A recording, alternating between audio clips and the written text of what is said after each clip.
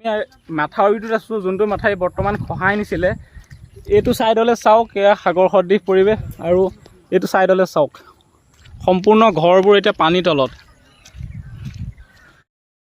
যোৱাকালি ভিডিঅ'টোত মই আপোনালোকক মাথাউৰিটো ইটো ছাইডে দেখুৱাইছিলোঁ। ইটো ছাইডে যি বানৰ ভয়ংকৰ ৰূপ, বৰ্তমান মাথাউৰিটো এই ছাইডটোত এতিয়া বানৰ ভয়ংকৰ ৰূপ হৈছে। আপোনালোকে চাওক, সমানে পানী উঠি আহিছে, দেখিছে। কালি যোনখন ঠাইত পানী নাছিলে, আজি চাওক কিমান পানী হৈছে। দুইফালে দেখিছে আপোনালোকে, দুইফালে এতিয়া সাগৰ সদৃশ পৰিৱেশ। এতিয়া মই খুব ওচৰলৈ যাম, সেই যোনটো ৰাস্তা এতিয়া খান্দি আছে সেই ৰাস্তাটো আপোনালোকক দেখুৱাম। আপোনালোকে মই এতিয়া দেখুৱাম, চাব, ঘৰৰ চালিলৈকে পানী উঠি গৈছে। ঘৰৰ যোনটো মুঠ, মই ইয়াৰ পৰা জুম কৰিছোঁ, আপোনালোকে হয়তো ধৰিব পাৰিছে নাই মই নাজানো।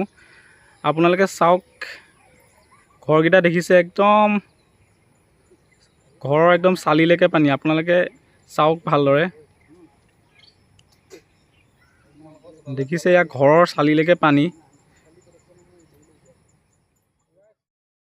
বৰ্তমান মাথাউৰিটোৰ আপোনালোকে অৱস্থা চাওক, কিমান বোকা হৈ গৈছে, আৰু বৰ্তমানো গৰুবোৰ ইয়াত ৰাখিবলগীয়া হৈছে মাথাউৰিটোৰ ওপৰত, দেখিছে আপোনালোকে। কাৰণ দুইটা ছাইডে বৰ্তমান পানী সমান হৈ গৈছে, এটা ভয়ংকৰ ৰূপ হৈছে। আপোনালোকে চাওক, এতিয়া মই য'ত এইটো ছাইডে ৰাস্তাটো খহাইছে, সেই ৰাস্তাটো দেখুৱাম, যোনটো ছাইডে বৰ্তমান বহুত পানী বাঢ়িছে, সেই পৰিৱেশটো আপোনালোকক দেখুৱাম। আপোনালোকে চাই থাকক, আপোনালোকে হয়তো দেখি ভয় খাই যাব, এনেকুৱা এটা পৰিৱেশ। মই কালিৰ ভিডিঅ'টোত আপোনালোকক মাথাউৰিটোৰ ইটো পাৰত দেখুৱাইছিলোঁ। ইটো পাৰত যিটো পৰিৱেশ হৈছিলে, মাথাউৰিটো ভাঙিছিলে, সেই পৰিৱেশটো দেখুৱাইছিলোঁ। বানৰ যি সন্তাস ৰূপ, সেই ৰূপটো কালি দেখুৱাইছিলোঁ। মাথাউৰিটো ইটো পাৰ, বৰ্তমান মাথাউৰিটো দেখিছে আপোনালোকে, এইটো মাথাউৰিটো এইটো পাৰত এতিয়া ৰাস্তা ভাঙিছে, আৰু পানীখিনি এইটো পাৰলৈ গৈছে, মাথাউৰিটোৰ এইটো পাৰত, যোনটো পাৰত কালি পানী হোৱা নাছিলে। আপোনালোকক মই এতিয়া দেখুৱাম, চাব কেনেকুৱা এটা ভয়ংকৰ ৰূপ লৈছে মাথাউৰিটো এতিয়া এই পাৰটোত। আপোনালোকে চাব এতিয়া, এক মানে কি ক'ম আৰু, একদম ভয়ংকৰ ৰূপ, এক দুখ লগা পৰিৱেশ। বৰ্তমান এয়া দেখিছে, পানী ৰাস্তাৰ ওপৰেদি গৈ আছে, আৰু এইফালে ৰাস্তা ভাঙিছে। আপোনালোকে চাই থাকক, মই দেখুৱাম। এটা বহুত মানে ভয়ংকৰ ৰূপ হৈছে আমাৰ এই অঞ্চলটোত এতিয়া। এয়া দেখিছে, কালি মাথাউৰিটো ইটো পাৰত বৰ্তমানো সাগৰ সদৃশ পৰিৱেশ হৈ আছে। 10-12খন গাঁও ইটো পাৰত যিমান 10-12খন গাঁও এতিয়া পানীৰ তলত আছে বৰ্তমান। এতিয়া এইফালে চাওক, এইটো পাৰো এতিয়া সাগৰ সদৃশ পৰিৱেশ হৈছে মাথাউৰি ছাইডটো, আৰু এইটো ছাইডো যথেষ্ট গাঁও আছে। এতিয়া এক ভয়ংকৰ পৰিৱেশ। এতিয়া কি ক'ম আপোনালোকক, মই এতিয়া ভাষাৰে বুজাই ক'ব নোৱাৰোঁ। চাওক, এতিয়া এইফালে হুৰে পানী গৈছে। আপোনালোকক মই এতিয়া দেখুৱাম, আপোনালোকে চাই থাকিব। লাহে লাহে এই পাৰতো বহুত পানী বহিছে, ৰাতিপুৱাতকৈ যথেষ্ট পানী বাঢ়িছে। আপোনালোকে চাই থাকক, এয়া দেখিছে আপোনালোকে, পানী এয়া ৰাস্তা ভাঙি পেলাই পানী পাৰ হৈ গৈছে, আৰু এক সন্তাস ৰূপ লৈছে বৰ্তমান মাথাউৰিটোৰ এই ছাইডে। যিমানবোৰ গাঁও আছে, এইফালে মাথাউৰি ভাঙি শেষ কৰি দিছে, দেখিছে আপোনালোকে। এয়া সাগৰ সদৃশ পৰিৱেশ, আৰু এয়া চাওক, এইফালে গৈছে, গোটেই পানী গৈছে মাথাউৰিটো এই ছাইডে। আপোনালোকে দেখিছে, এতিয়া এটা ভয়ংকৰ ৰূপ লৈছে আমাৰ এই অঞ্চলটোত বৰ্তমান।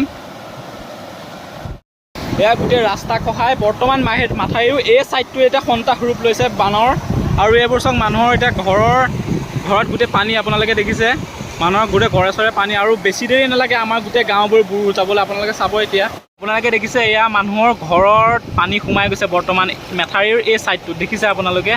লাহে লাহে আৰু অলপ সময়ৰ পাছত আমাৰ সম্পূৰ্ণ গাঁওবোৰ পানীৰ তলত যাব, পানীৰ তলত ডুব যাব। দেখিছে, এয়া ৰাস্তা ভাঙি দুই ছাইডে, মাথাউৰিটো দুয়ো ছাইডে এতিয়া পানী সমান হৈছে। দেখিছে আপোনালোকে, এটা ভয়ংকৰ পৰিস্থিতি বৰ্তমান আমাৰ এই অঞ্চলটোত, দেখিছে আপোনালোকে। এয়া দেখিছে আপোনাৰ, গছ গছনি ভাঙি নিছে কেনেকৈ, এয়া গছ গছনি ভাঙি লৈ গৈছে।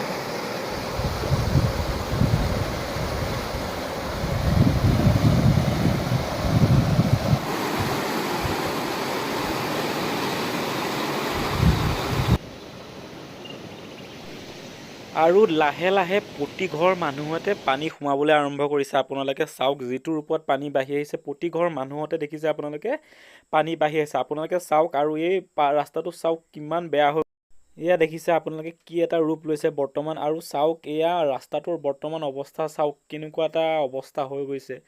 য'ত মানুহে গৰু ছাগলী বান্ধিবলৈ জেগা যোনকণ বাচি আছিলে, তাৰো ৰাস্তাৰ অৱস্থাটো চাওক আপোনালোকে, কেনেকুৱা এটা ৰূপ লৈছে।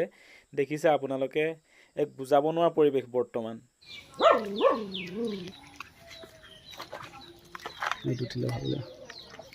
এয়া আপোনালোকে দেখিছে, তেওঁলোকে কলৰ ভূৰত এনেদৰে তেওঁলোকে ঘৰলৈ যি সামগ্ৰী আনিবলগীয়া হৈছে, আৰু তেওঁলোকে দেখিছেনে ধানবিলাকো তেওঁলোকে কেনেদৰে ৰাখিবলগীয়া হৈছে, কিমান কষ্ট দিয়া দেখিছে।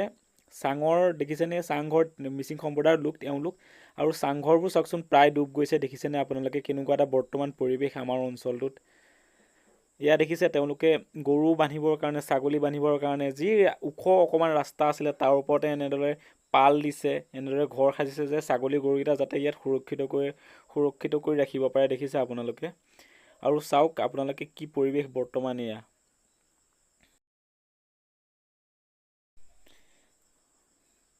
আৰু চাওক এনেদৰে কলৰ ভূৰত তেওঁলোকে গা ধুবলগীয়া হৈছে। আৰু টিউবৱেলটো চাওকচোন, টিউবৱেলটো প্ৰায়ে ডুব গৈছে। দেখিছে আপোনালোকে। এইটো টিউবৱেল চাওক, অলপ দেৰি পাছত এই টিউবৱেলটো ডুব যাব আৰু খোৱা পানীৰ কাৰণে যথেষ্ট অসুবিধা হ'ব। চাওক আপোনালোকে।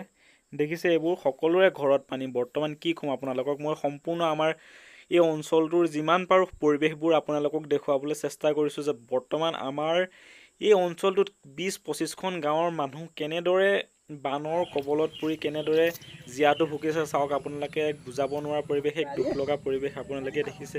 তাকে মই আপোনালোকক এই পৰিৱেশটো দেখুৱাওঁ বুলি ভাবিছোঁ, যাতে ভগৱানৰ ওচৰত প্ৰাৰ্থনা কৰিছোঁ সোনকালে যাতে ভগৱানে আমাক এই বানৰ পৰা ৰক্ষা কৰে।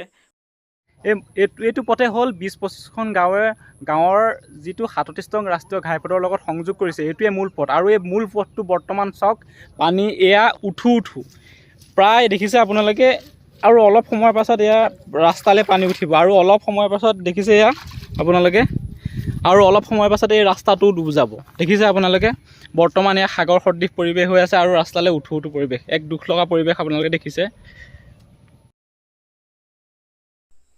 আৰু চাওকচোন সেই মানুহকেইঘৰ পথাৰৰ মাজত আছে, আৰু সেই মানুহকেইঘৰৰ অৱস্থা কেনেকুৱা হৈছে আপোনালোকে চাওক। একদম চাঙৰ ওপৰলৈকে পানী।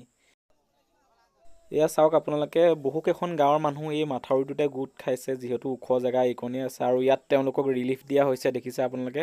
7 সাগৰ 13 নদী পাৰ হৈ তেওঁলোকে এনেদৰে খাদ্য সামগ্ৰী নিবলৈ আহিছে, যিহেতু খাদ্য সামগ্ৰীও তেওঁলোকৰ অভাৱ হৈ গৈছে। গতিকে এনেদৰে নাৱত তেওঁলোকে ভূৰত তেওঁলোকে খাদ্য সামগ্ৰীবোৰ ইয়াৰ পৰা লৈ গৈছে। দেখিছে।